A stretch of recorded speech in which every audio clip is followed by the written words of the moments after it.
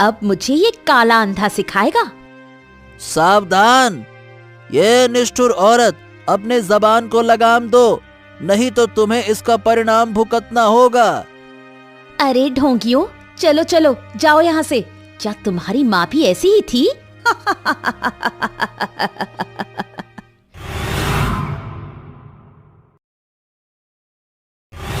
एक छोटे से गांव बीरमपुर में एक दयालु अमीर किसान हरिदास रहता था। हरिदास की फसलें हर साल लहलहाती थीं, जिन्हें बेचकर वो गांव का सबसे बड़ा अमीर किसान बन गया। उसका दिल भी बहुत बड़ा था। वो हमेशा गांव के गरीबों की मदद करता था।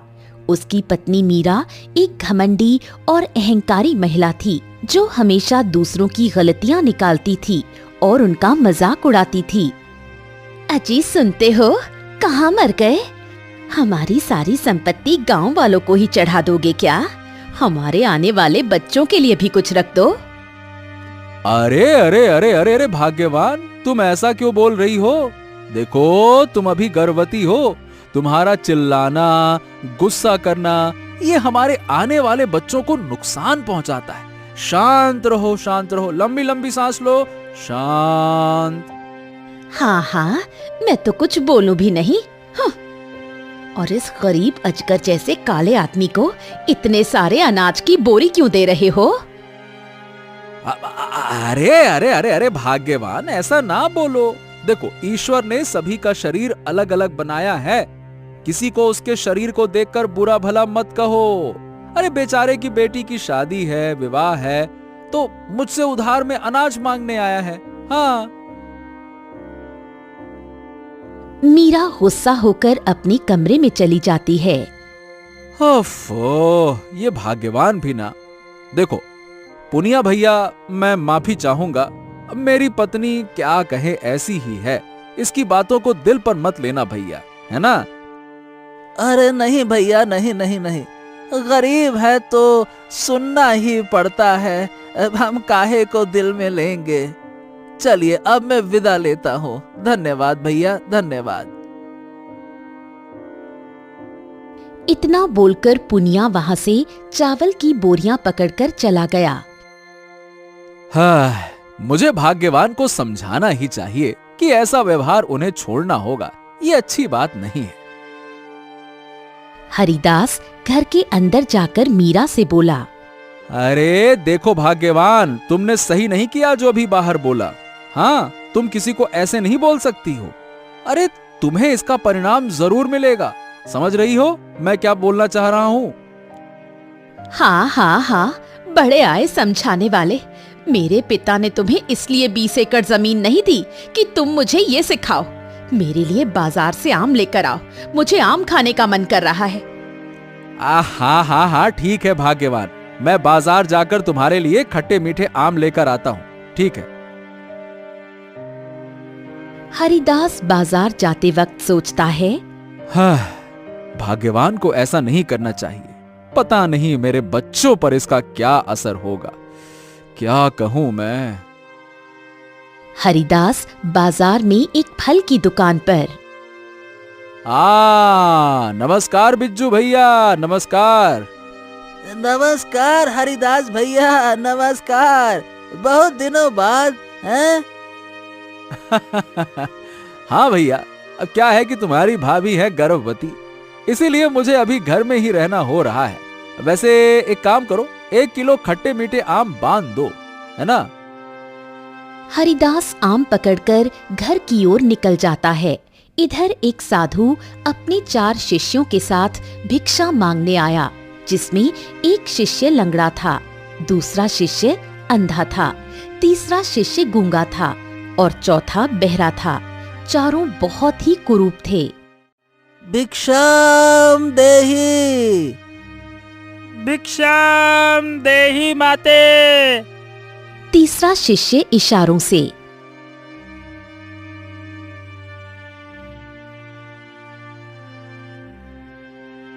साधु बाबा बोलते हैं, अरे नहीं नहीं नहीं नहीं शिष्यों, हमें धैर्य रखना चाहिए। और हाँ, इस बार तुम आवाज लगाओ शिष्य। भिक्षाम देहि माई भिक्षाम देहि। इधर मीरा अपने कमरे में आराम कर रही थी। अरे कौन है, परेशान करके रख दिया, कौन आ जाता है सुबह सुबह। ऐसा बोलकर मीरा बाहर आती है। इधर साधु के शिष्य, भिक्षाम देहि माते, हमारे गुरुदेव और हम सभी ने बहुत दिनों से भोजन नहीं किया, कृपया हमें भिक्षा देने की कृपा करें माते। बड़े आए भिक्षा मांगने वाले, कुछ मेहनत का काम करो। और तुम इतने काले और अजीब लग रहे हो, क्यों बचपन में कोयला खा लिया था क्या? मीरा ने उन शिष्यों का बहुत मजाक उड़ाया। तभी साधु बोलते हैं, पुत्रे पुत्रे पुत्रे, ऐसी बातें ना कहो। अरे ये तो भगवान का दिया हुआ शरीर है, किसी का रंग काला तो किसी का रंग गोरा। वैसे पुत्री, शरीर का काला होना चल जाता है, लेकिन मन का काला होना नहीं चलता। भगवान तुम्हारा भला करे। बड़े आए मुझे ज्ञान बताने वाले, तुम्हें पता भी है मैं किसकी बेटी हूँ? इस राज्य के सबसे बड़े जमींदार की बेटी। और हाँ, तुम्हें यहाँ कुछ नहीं मिलेगा, समझे ढोंगी? मैं तो अंधा हूँ, लेकिन मैं अपने मन की आंखों से देख पा रहा हूँ। तुम बहुत ही निष्ठुर औरत समझ में आ रही हो। अब मुझे ये काला अंधा सिखाएगा? सावधान, ये निष्ठुर औरत, अपने जबान को लगाम दो, नहीं तो तुम्हें इसका परिणाम भुगतना होगा। अरे ढोंगियों, चलो चलो जाओ यहाँ से। क्या तुम्हारी माँ भी ऐसी ही थी? मीरा जोर जोर से हंसती है। इधर हरिदास घर के पास आया ही था कि मैं इस दुनिया को तो नहीं देख सकता, लेकिन मैं तुम्हें श्राप देता हूँ कि तेरा आने वाला बच्चा हमारी तरह ही विकलांग और दुनिया के सबसे कुरूप संतानों में से एक होगा। तथास्तु। जिस प्रकार तुमने हम चारों का शरीर देखकर हंसी मजाक उड़ाया है ना, उसी प्रकार तेरे बच्चों का भी दुनिया मजाक उड़ाएगी, देख लेना। तथास्तु। और जिस प्रकार तुम्हें इस माया का घमंड है, तेरे बच्चे पैदा होते ही तुम सभी श्रीहीन हो जाओगे। अरे पाखंडियों जाओ, बड़े आए श्राप देने वाले। सभी शिष्य और गुरु गुस्सा होकर जा रहे थे। तभी हरिदास ने रास्ते में सभी शिष्यों और साधु को देखा। अरे ये सभी साधु महात्मा इतने क्रोध में क्यों हैं? और ये मेरे घर के तरफ से क्यों आ रहे हैं? ओ हो, कहीं कुछ गड़बड़ तो नहीं कर दी भाग्यवान ने? अरे चलो चलो चलो चलो, चल कर देखता हूँ जल्दी से। इतना बोलकर हरिदास दौड़ते हुए घर पहुँचता है और दम छांटते हुए, अरे भाग्यवान, क्या अभी जो रास्ते में साधु महात्मा बहुत क्रोधित होकर गए, क्या वो हमारे ही घर से गए हैं क्या? हाँ हाँ आए थे और चले भी गए, अंधों और लंगड़ों का झुंड। मैंने अच्छे से समझा दिया काले कुरूप लोगों को। अरे रे रे रे रे, ये क्या किया तुमने भाग्यवान?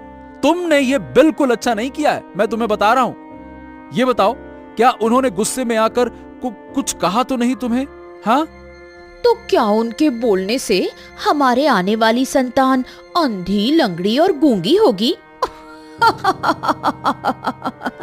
कहाँ से आ जाते हैं ऐसे पाखंडी? कुछ दिन ऐसे ही बीतते हैं।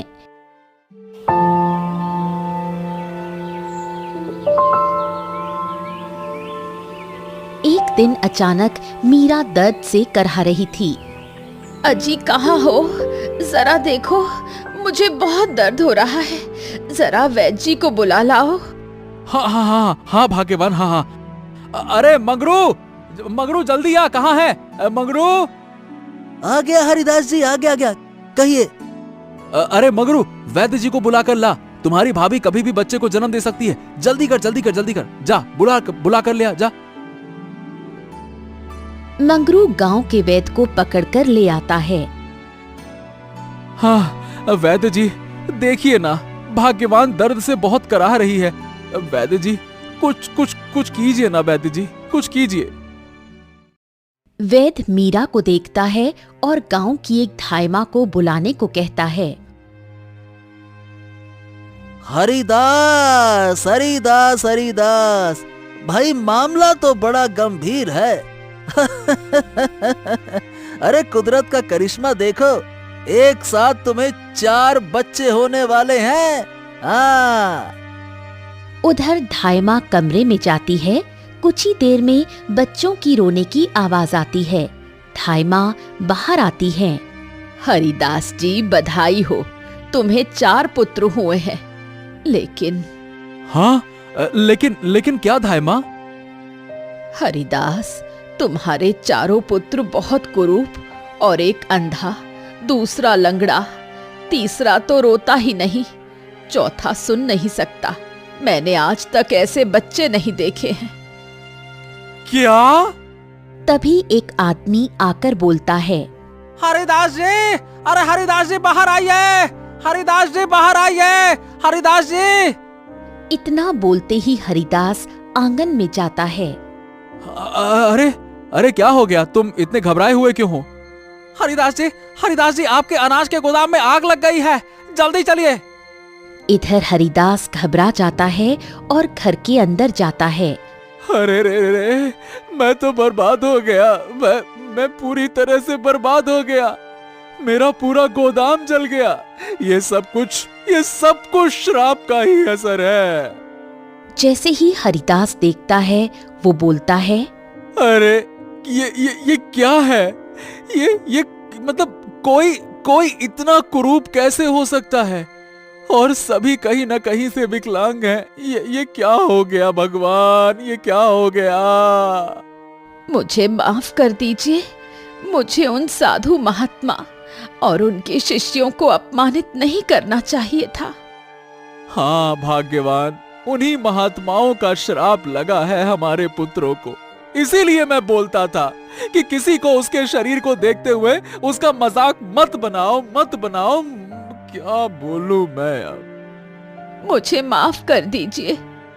अरे मैं तुम्हें कैसे माफ करूं? उससे क्या होगा तुम्हें माफ करने से? हाँ, अगर कोई कुछ कर सकता है तो जिसने श्राप दिया है वही कुछ कर सकता है। आपने सही कहा जी। धाइमा और वैद्य जी अपने अपने घर लौट जाते हैं। पूरे गांव में ये बात आग की तरह फैल जाती है कि हरिदास के बेटे कुरूप और विकलांग पैदा हुए। देखा दीदी, मीरा कितना दूसरे लोगों को उनके शरीर को देखकर बुरा भला कहती। देखो, अब खुद के घर में 4 बेटे हैं। सही कहा दीदी, सब कर्मों का फल है। देखो, अब ये लोग दिवालिया होते गए। पहले कितना घमंड था उन्हें पैसों का। कुछ साल बीते, बच्चे अब बड़े हो गए थे। इधर मीरा हरिदास से कहती है। सुनिए जी, हमें उन महात्मा साधु बाबा और उनके शिष्यों से माफी मांगनी चाहिए। अब हमारे बच्चे बड़े हो रहे हैं। अगर ऐसा ही रहा तो ये बेचारे अपने जीवन में कभी सुख नहीं भोग पाएंगे। हाँ भाग्यवान, तुमने सही कहा। हम कल सुबह ही उन साधु बाबा को मिलने जाएंगे। लेकिन हम कहाँ मिलेंगे साधु बाबा से? हाँ, वो महात्मा और उनके शिष्य गांव के जंगल में ही कुटिया बनाकर रहते हैं भाग्यवान, तो वहीं जाएंगे।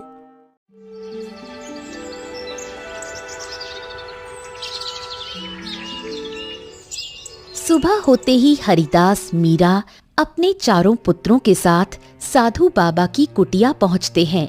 कुटिया में 4 शिष्य बैठे थे। साधु बाबा, साधु बाबा, साधु बाबा, मेरे बच्चों को श्राप से मुक्त कर दीजिए। ये मेरे पुत्र हैं, मोहन, सुरेश, गोपाल और महेश।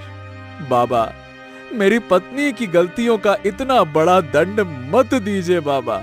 वो भी हमारे बच्चों को, जिनका कोई दोष ही नहीं है बाबा। बाबा, क्षमा कर दीजिए ना। ये तो संभव नहीं है कि हम अपने श्राप को वापस ले सकें, लेकिन हमारे गुरुदेव चाहें तो इस श्राप को तोड़ने का उपाय जरूर बता सकते हैं। हरिदास अपने परिवार और उन चारों शिष्यों के साथ गुरुदेव की कुटिया की तरफ जाते हैं। प्रणाम प्रणाम गुरुदेव, प्रणाम। हाँ, खुश रहो बेटा, खुश रहो। बाबा, हमारे इन चारों पुत्रों को श्राप से मुक्त कर दीजिए ना। हाँ बाबा, हमें ठीक कर दीजिए। बाबा, मुझसे बहुत बड़ी गलती हो गई, लेकिन मेरे कर्मों की सजा मेरे पुत्रों को मत दीजिए। इन्हें ठीक कर दीजिए, श्राप वापस ले लीजिए। बेटा, तुम्हें अपने किए पर ग्लानि हो रही है, इससे बड़ा पश्चाताप नहीं है। मैं इस श्राप को वापस तो नहीं ले सकता, लेकिन इस श्राप को जरूर तोड़ने का उपाय बताऊंगा मैं। बताइए बताइए गुरुदेव, हमें क्या करना होगा? हाँ, तो सुनो, चारों दिशाओं में 4 कबीले हैं। अगर तुम्हारे चारों पुत्र उन कबीलों के कन्याओं से विवाह करेंगे और उन कन्याओं से चारों पुत्रों को जो पुत्र या पुत्री प्राप्त होंगे, उन्हें मेरे पास लेकर आना। उन्हीं से चारों पुत्रों का श्राप टूट जाएगा और ये स्वस्थ हो जाएंगे। समझ गए? बाबा की जय हो। लेकिन क्या साधु बाबा? लेकिन उन कन्याओं से विवाह करना आसान नहीं है। तुम्हें उनसे युद्ध करना होगा और उन्हें हराना होगा। लेकिन हम उन्हें हराएंगे कैसे साधु बाबा? हम तो विकलांग हैं और हमने कभी युद्ध कला नहीं सीखी। कोई बात नहीं पुत्रों, हमारे शिष्य तुम्हें युद्ध कला की शिक्षा देंगे। बाबा, मैं तो अंधा हूँ। तीनों अपनी अपनी समस्या साधु बाबा को बताते हैं। इसकी चिंता मत करो, मेरे चारों शिष्य भी तुम्हारी तरह ही हैं। तुम सभी अपनी अपनी समस्याओं के अनुसार मेरे शिष्यों से युद्ध कला सीखो, तुम्हारा कल्याण होगा। हाँ, आपका बहुत बहुत धन्यवाद गुरुदेव, बहुत बहुत धन्यवाद।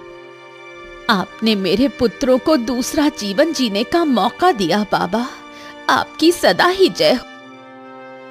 हरिदास और मीरा अपने उस घर को छोड़कर उसी जंगल में एक कुटिया बनाकर रहने लगते हैं, क्योंकि वो लोग बहुत गरीब हो गए थे। इधर चारों पुत्र साधु बाबा के शिष्यों से युद्ध कला सीखते हैं। आप चारों साधु बाबा के शिष्य हैं, लेकिन हम आप चारों को अपना गुरु मानते हैं।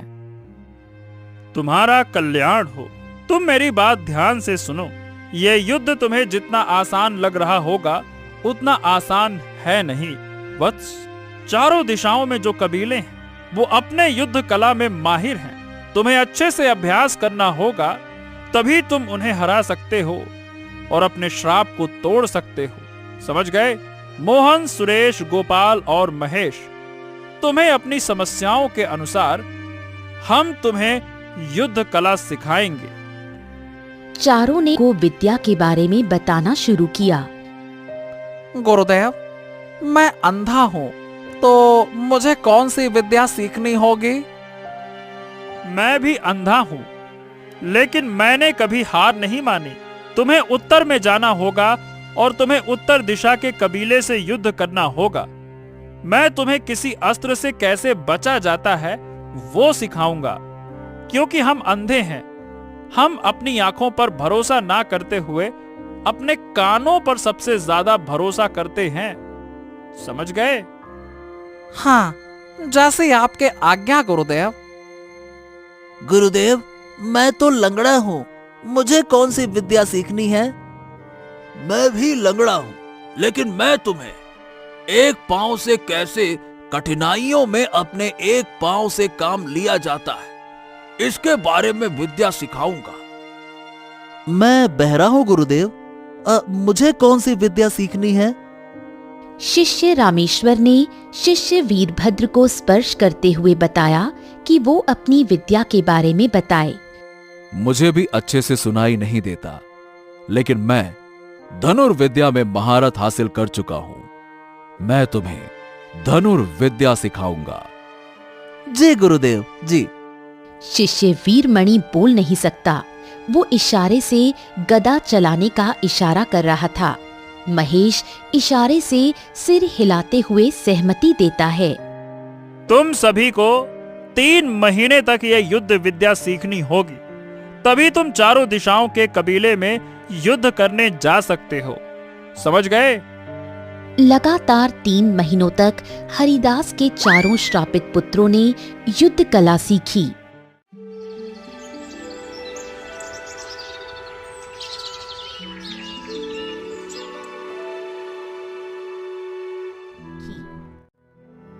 हाँ गुरुदेव, हमने 3 महीने कड़ी मेहनत करके युद्ध कला सीखी। अब हमें चारों दिशाओं में जाने की आज्ञा दीजिए। आज्ञा है, जाओ।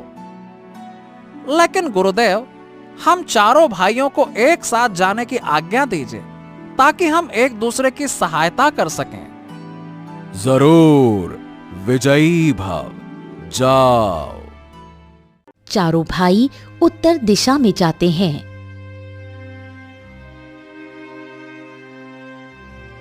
भाइयों, अब हमारे इस श्राप से मुक्त होने का समय आ गया है।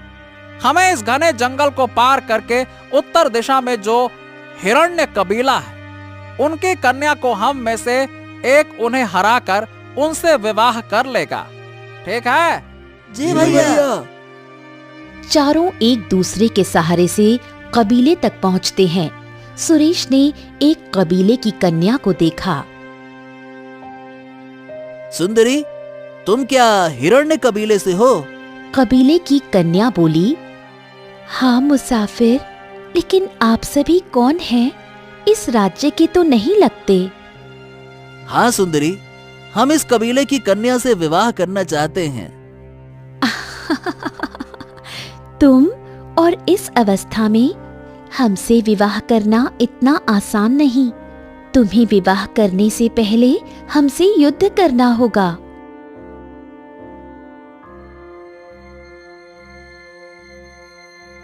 चारों भाई कबीले में जाते हैं। कबीले का सरदार बोलता है, और तुम कहां से आए हो मुसाफिरों? और तुम इतने अजीब अजीब से क्यों दिखाई दे रहे हो? क्या बात है? सरदार, इसका एक बहुत बड़ा रहस्य है, लेकिन हम आपको बता नहीं सकते क्योंकि हमें हमारे गुरुदेव ने इसकी आज्ञा नहीं दी है। हाँ, ठीक है मुसाफिर, ठीक है, लेकिन तुम्हें मेरी पुत्री को हराने से पहले एक पांव में खड़े होकर गदा युद्ध करना होगा। बताओ, क्या तुम्हें मंजूर है? हाँ हाँ हाँ सरदार, मंजूर है। कबीले की कन्या से सुरेश युद्ध करता है। दोनों में बहुत ही भयंकर युद्ध होता है, लेकिन इसमें सुरेश की विजय होती है। हाँ, बहुत खूब, बहुत खूब, बहुत खूब मुसाफिर, बहुत खूब। तुम लंगड़े होने के बावजूद भी तुमने हमारी पुत्री को हराकर अपने युद्ध कौशल का परिचय दिया। हम अपनी पुत्री का विवाह तुमसे करवाएंगे। हाँ, बधाई हो, बधाई हो, बधाई हो, बधाई हो। सुरेश का विवाह हिरण्य कबीले की एक कन्या से होता है और पांचों दक्षिण दिशा की ओर प्रस्थान करते हैं। सुंदरी, ये मेरे तीनों भाई हैं। हमें और 3 दिशाओं के कबीलों में जाना है। चलो। पांचों लोग दक्षिण दिशा में करीब 5 दिनों की लंबी यात्रा के बाद भिगु कबीले के इलाके में पहुंचते हैं। हमें भिंगू कबीले के सरदार से बात करनी चाहिए। हाँ भैया, आपने बिल्कुल सही कहा। चलिए। सभी भाई कबीले के सरदार के पास पहुंचे। कबीले के सरदार को हरिदास पुत्र सुरेश का प्रणाम। सरदार, मेरे भाई मोहन को आपके कबीले की कन्या से विवाह करना है। विवाह? इसको तो दिखाई भी नहीं देता। और विवाह से पहले हमारे कबीले में एक युद्ध प्रतियोगिता होती है और इसमें हमारी पुत्री के बाणों से बचना होगा। जिसे दिखाई देता है वो लोग तो बच नहीं पाते, ये अंधा। खैर, अगर इस प्रतियोगिता में तुम जीत जाते हो तो इसका विवाह हमारी कन्या के साथ होगा, ठीक है? हाँ ठीक है, मैं तैयार हूं सरदार, चलिए। हाँ, लगता है कि तुम्हें अपने जीवन से मोह नहीं है। ठीक है, तुम मेरी पुत्री के बाणों से अगर बच जाओगे, अगर बच गए गलती से, तो ठीक है, हम अपनी पुत्री का विवाह तुमसे करवा देंगे। चलो भाई, शुरू हो जाओ। मोहन एक पेड़ के नीचे खड़ा हो जाता है और सरदार की पुत्री बाणों से वार करती है। सभी की निगाहें दोनों पर होती हैं। मैं इस युद्ध प्रथा को आसानी से जीत जाऊंगा, क्योंकि मेरे गुरुदेव ने मुझे इस कला में महारत हासिल करवाया है। ठीक है, मैं तैयार हूं। कबीले की कन्या ने कई बाण मोहन पर चलाए, लेकिन उन्हें एक खरोंच भी नहीं आई। सरदार ये देखकर आश्चर्यचकित हो गया। अरे वाह वाह वाह वाह वाह, बहुत खूब नवयुवक, बहुत खूब। तुमने वाकई में साबित कर दिया कि अगर हम किसी भी चीज का अभ्यास कर लेते हैं तो परिस्थितियां हमारे कभी भी विपरीत नहीं हो सकती। ठीक है, हाँ ठीक है, हम अपनी पुत्री का विवाह तुमसे जरूर करवाएंगे। सरदार अपनी पुत्री का विवाह मोहन से करवा देता है। सभी लोग कबीले के सरदार से अलविदा बोलकर पूरब दिशा के कबीले की ओर प्रस्थान करते हैं। इधर हरिदास और मीरा, हाँ, हमारे पुत्र पता नहीं किस अवस्था में होंगे। भगवान उन्हें सलामत रखना, उनकी रक्षा करना। इधर सभी लोगों ने पूरब दिशा के कबीले तक पहुंचने के लिए पहाड़ पर्वत पार किया और भैरव कबीले के सरदार के पास आए। कबीले के सरदार को गोपाल का प्रणाम स्वीकार करें। सरदार, हमें आपकी पुत्री से विवाह करना है। कबीले के सरदार ने बोला, कौन हो युवक तुम? मैं हरिदास पुत्र गोपाल हूँ सरदार। अगर तुम्हें मेरी पुत्री से विवाह करना है तो इन तीनों पेड़ों को एक ही बाण से काटना होगा, और ये आज तक कोई नहीं कर पाया है। करके दिखाओ तो हम तुम्हारा विवाह अपनी पुत्री से करा देंगे। मोहन ने उसे इशारे से समझाया। ठीक है, मुझे मंजूर है सरदार। गोपाल ने अपने बाण को साधा और नारियल के 3 पेड़ों को काट गिराया। सरदार बहुत प्रभावित हुआ। वाह वाह वाह, जाबाज, क्या धनुर्विद्या है। मैं अपनी पुत्री का विवाह तुमसे ही करवाऊंगा। हाँ। गोपाल का विवाह कबीले की कन्या से होता है। सभी लोग खुश होते हैं और आपस में बात करते हैं। हाँ, बस अब पश्चिम दिशा के कबीले में जाना है, फिर हम भी अपने श्राप से मुक्त हो जाएंगे। हाँ। सभी लोग कबीले में रात भर आराम करके सुबह होते ही पश्चिम दिशा की ओर प्रस्थान करते हैं।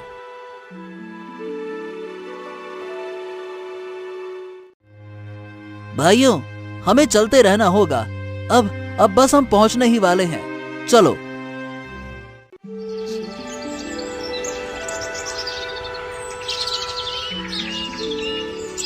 छह दिन की पैदल यात्रा के बाद पश्चिम दिशा के पौरुष कबीले में पहुंचकर महेश इशारा करता है। हाँ महेश, तुम बिल्कुल कर लोगे, बस अपने ऊपर विश्वास रखो, ठीक है? हाँ, सही बोला सुरेश तुमने। हमें कबीले के सरदार से मिलना ही होगा। चलो।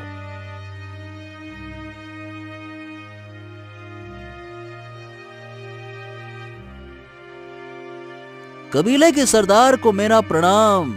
मैं हरिदास पुत्र सुरेश हूँ। मेरे भाई महेश को आपकी पुत्री से विवाह करना है। अच्छा, लेकिन वो क्यों नहीं बोल रहा? उसकी जगह तुम क्यों बोल रहे हो? सरदार, ये एक रहस्य है जिसे हम आपको बता नहीं सकते, क्षमा चाहेंगे। हाँ, ठीक है, लेकिन तुम्हारे भाई को एक पड़ाव पार करना होगा, तभी हम हमारी पुत्री का विवाह तुम्हारे भाई से करवा सकते हैं। बोलो, स्वीकार है? जी सरदार, हमें यह स्वीकार है। आप तो ये बताइए कि पड़ाव क्या है सरदार? अगर तुम्हारा भाई मेरी पुत्री को गदा युद्ध में हरा देगा तो मैं अपने पुत्री का विवाह तुम्हारे भाई से करवा दूंगा। हाँ। सुरेश इशारे से महेश को पूरी बात समझाता है।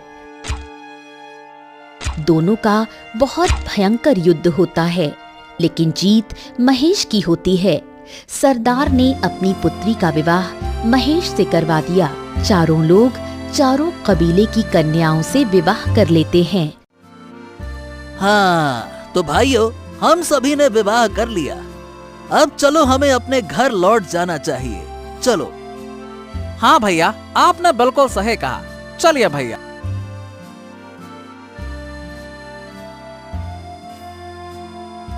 सभी भाई अपनी पत्नियों को लेकर अपने घर को पहुंचते हैं।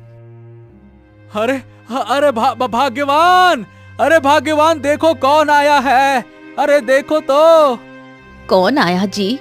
मीरा अपनी झोपड़ी से बाहर आती है और सभी को देखकर बहुत खुश हो जाती है। प्रणाम पिताजी। प्रणाम माँ। हम सभी भाइयों ने कबीलों की कन्याओं से विवाह कर लिया। अब वो दिन दूर नहीं जब हम सभी भाई स्वस्थ हो जाएंगे माँ। हाँ हाँ बेटा, हाँ बिल्कुल सही बात है। सभी बहुओं ने हरिदास और मीरा को प्रणाम किया। कुछ साल बाद सभी भाइयों को एक एक पुत्र रत्न की प्राप्ति हुई। सुनिए जी, आप इतने कुरूप और लंगड़े कैसे हुए? इसके पीछे बहुत बड़ा रहस्य है। दरअसल हमें साधु बाबा का श्राप मिला है। तो इस श्राप को कैसे तोड़ा जा सकता है जी? मेरा बेटा इस श्राप को तोड़ने में सहायता करेगा। सुरेश अपने सभी भाइयों के पास जाता है। भाइयों, अब हमें साधु बाबा के बताए अनुसार उनके पास जाना चाहिए। हाँ भैया, हाँ आपने सही कहा। हमें माँ और पिताजी की आज्ञा लेकर साधु बाबा की कुटिया में जाना होगा। सभी भाई हरिदास और मीरा से आज्ञा लेकर अपने बच्चों के साथ साधु बाबा की कुटिया में जाते हैं। भाइयों, हाँ, क्या लगता है कि क्या हम सभी ठीक हो जाएंगे? अरे हाँ भाई, बिल्कुल ठीक हो जाएंगे। आप चिंता ना करें, है ना? चलिए। पिताजी, आप चिंता मत करिए, हम आपकी जरूर सहायता करेंगे। हाँ। सभी लोग कुटिया में पहुंचकर साधु बाबा से, साधु बाबा प्रणाम प्रणाम, हमें श्राप से मुक्ति दीजिए। हमसे ये पीड़ा और सहन नहीं होती साधु बाबा, बस। बेटा तुम चिंता ना करो, मैं तुम्हें एक अभिमंत्रित जल दूंगा। तुम इन बच्चों से अपने ऊपर ये पवित्र जल छिड़कवा लेना, जिससे तुम सुंदर और स्वस्थ हो जाओगे। साधु बाबा ने अपने कमंडल के जल को अभिमंत्रित किया। ओम ह्रीं क्लीं स्वाहा, ओम ह्रीं क्लीं स्वाहा। ये लो, इस कमंडल के जल को अपने ऊपर छिड़क लो। सुरेश कमंडल को पकड़ता है और अपने पुत्र को देता है। पुत्र, इस जल को मेरे ऊपर छिड़क दो, जिससे कि मैं स्वस्थ हो जाऊं। जी पिताजी। जैसे ही उस पवित्र जल की छींटें सुरेश के शरीर पर पड़ी, सुरेश एक सुंदर युवक में बदल गया और स्वस्थ हो गया। सभी भाई ये देखकर साधु बाबा की जय हो। सभी ने अपने अपने पुत्रों से उस पवित्र अभिमंत्रित जल का छिड़काव करवाया और सभी सुंदर युवक में बदल गए। अब सभी भाई आपस में बात करते हैं। भैया मैं देख सकता हूँ। हाँ भैया, मैं देख सकता हूँ। हाँ भैया, और मैं अच्छे से चल सकता हूँ। मैं अब सुन सकता हूँ भैया, मैं अब सुन सकता हूँ। और मैं बोल सकता हूँ भैया, अब मैं बोल सकता हूँ। हाँ, ये सब बाबा की कृपा है, जिन्होंने दंड तो दिया लेकिन इसका हल भी दिया, वाकई में। हाँ।